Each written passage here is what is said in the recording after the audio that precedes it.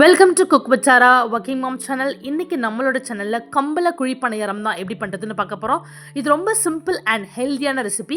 எப்படி பண்ணுறதுன்னு பார்க்கறதுக்கு முன்னாடி மறக்காமல் என்னோட சேனலை சப்ஸ்கிரைப் பண்ணிவிட்டு ஃபாலோ பண்ணிக்கோங்க. இந்த கம்பு குழி பணியாரம் பண்ணுறதுக்கு 2 கிளாஸ் அளவுக்கு கம்பு, 1/2 கிளாஸ் உளுத்தம்பருப்பு, 2 ஸ்பூன் வெந்தயம் எல்லாத்தையும் சேர்த்து நல்லா வாஷ் பண்ணிவிட்டு ஒரு 3 ஹவர்ஸ்க்கு மினிமம் ஊற வச்சு எடுத்துக்கோங்க. 3 ஹவர்ஸ்க்கு அப்புறம் கிரைண்டரில் போட்டு நல்லா நைஸாக அரைச்சிக்கோங்க. அண்ட் அரைச்சதுக்கப்புறம் அந்த இட்லி மாவு மாதிரி நல்லா நைஸாக அரைச்சிக்கணும். அரைச்சது பிறகு நல்லா புளிக்க விட்டுருங்க. மினிமம் ஒரு 6 ஹவர்ஸ்க்கு நீங்கள் விட்டீங்க அப்படின்னா நல்லா புளிச்சிடும்.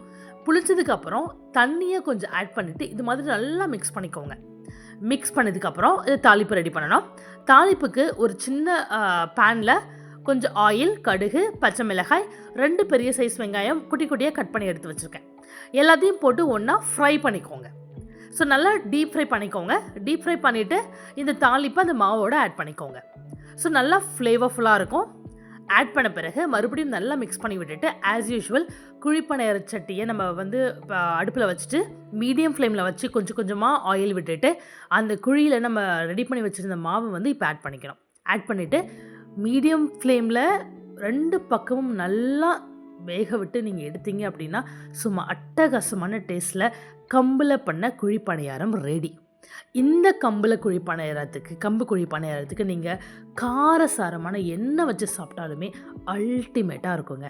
ஸோ கண்டிப்பாக இது மாதிரி ஒன்ஸ் ட்ரை பண்ணி பார்த்துட்டு எப்படி இருக்குன்னு மறக்காமல் என்ன சொல்லுங்கள். அப்படியே என்னோடய வீடியோ பிடிச்சது அப்படின்னா மறக்காமல் like, share and comment. And இன்றைக்கி நான் சிக்கன் கிரேவி வச்சு தான் சாப்பிட்ருந்தேன். அண்ட் டேஸ்ட்டுமே ரொம்பவே நல்லா இருந்தது. ஸோ கண்டிப்பாக நீங்களும் ட்ரை பண்ணிவிட்டு எப்படி இருக்குன்னு சொல்லுங்கள். அண்ட் மறக்காமல் என்னோடய சேனலை சப்ஸ்கிரைப் பண்ணிவிட்டு ஃபாலோ பண்ணிக்கோங்க.